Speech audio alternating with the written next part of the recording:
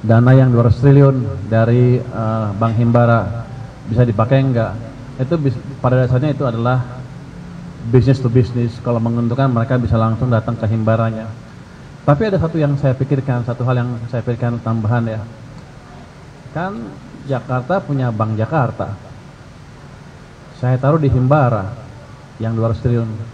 Gimana kalau saya tambah beberapa puluh triliun ke Bank Jakarta? Saya tanya tadi ke Pak Gubernur, apakah Bank Jakarta bisa nyerap? Jangan sampai saya kasih duit panik terusnya. Waduh, nggak bisa nyalurkan. Kata Pak Gubernur bisa.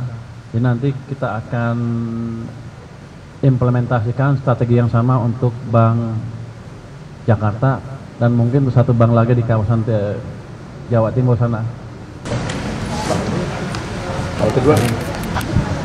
Assalamualaikum warahmatullahi wabarakatuh.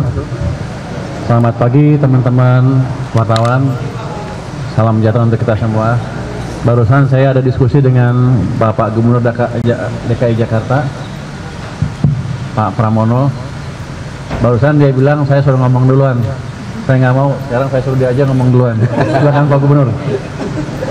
Baik, Pak Menteri Keuangan yang saya hormati, rekan-rekan sekalian, pada hari ini kami bertemu berdiskusi hampir 1 jam.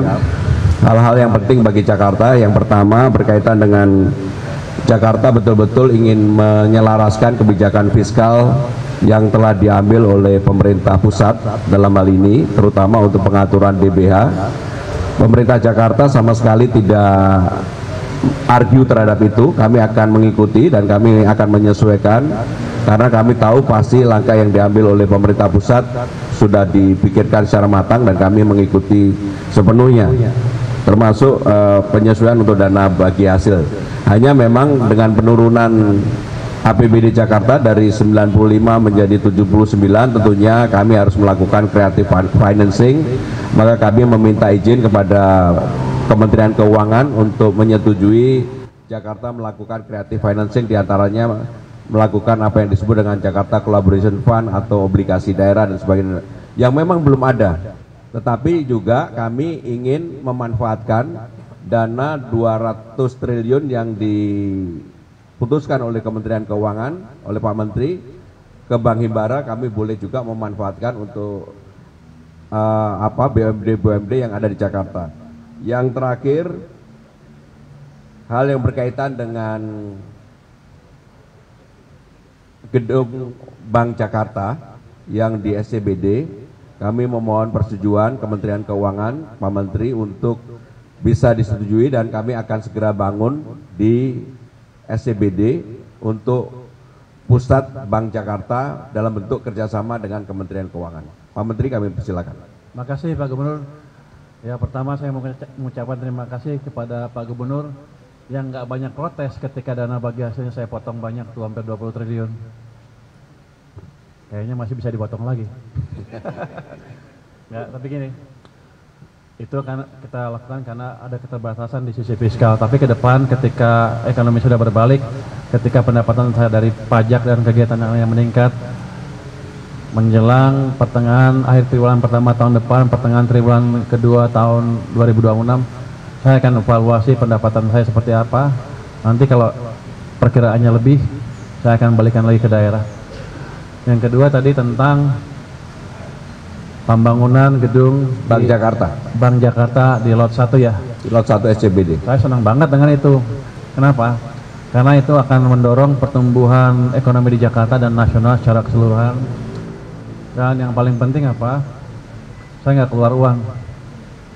Uangnya dari Bank DKI. Jadi Bank DKI cukup banyak uang, daripada nggak dipakai, lebih baik dipakai untuk tadi meningkatkan aktivitas perekonomian, pembangunan, utamanya nanti ada demand semen naik, penciptaan tenaga kerja dan lain-lain.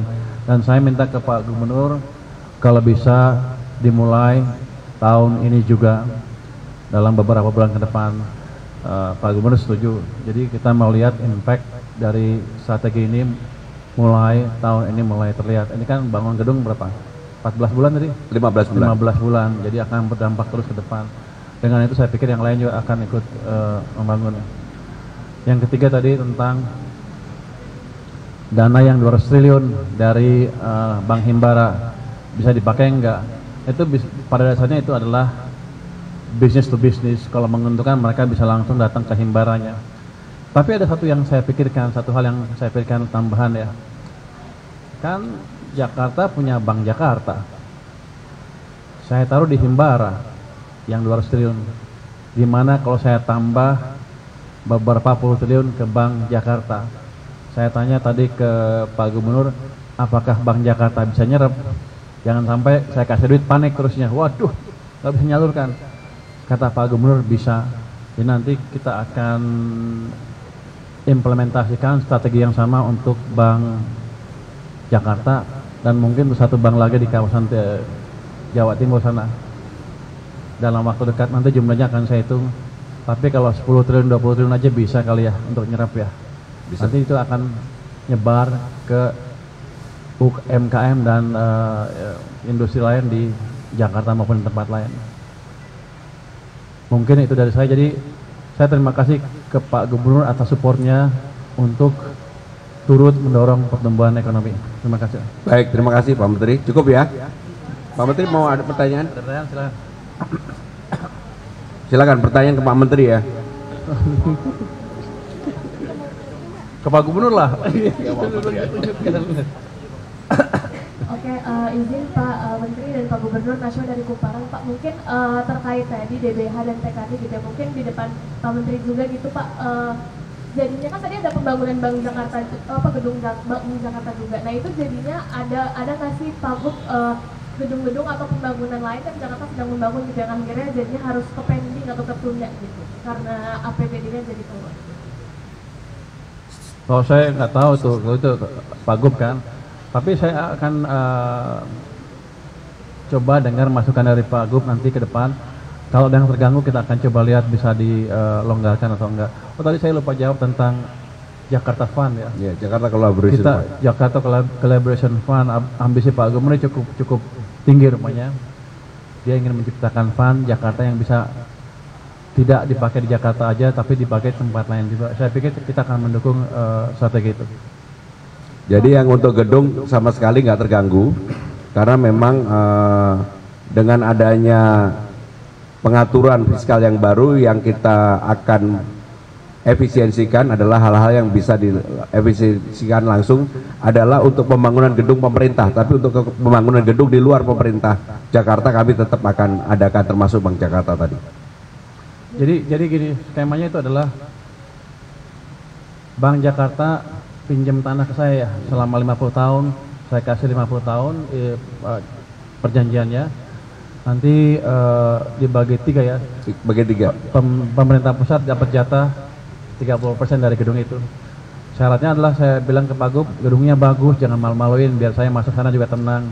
Saya jawab Pak Menkyu, saya punya selera lebih bagus dari Pak Menkyu, jadi pasti gedungnya lebih bagus.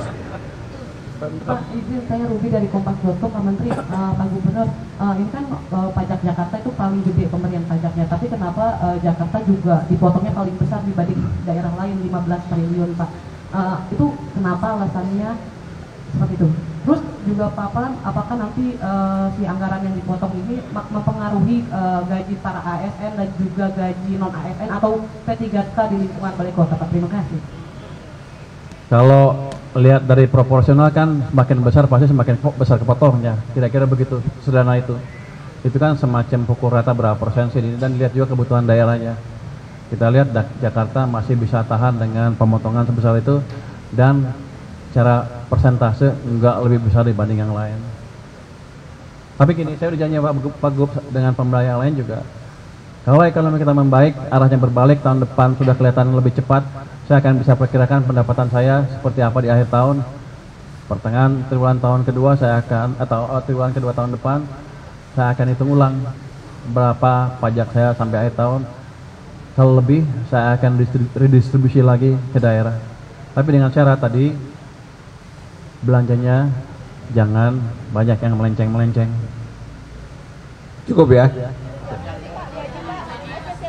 Jadi yang pertama tidak ada hal yang berkaitan dengan ASN. Yang mungkin akan mengalami perubahan adalah selama ini kan PJLP kita kayak kemarin Damkar kita buka 1000, pasukan oranye 1100, pasukan putih 500. Karena ada pengurangan ini mungkin untuk tahun depan peluang itu juga akan berkurang. Tetapi yang untuk tahun ini semuanya tidak, tahun 2025 tidak mengalami perubahan. Baik. Makasih. Dengan efisiensi ini apakah pemimpin daerah boleh membuka donasi seperti Gubernur Jawa Barat ini kan membuka donasi Rp1.000 untuk semua warga ya Pak ya per hari. Itu terserah kepada pemdanya dan terserah kepada warganya, tapi dari pemerintah pusat tidak ada kewajiban untuk melakukan itu, jadi boleh aja kalau mau. Terima kasih ya.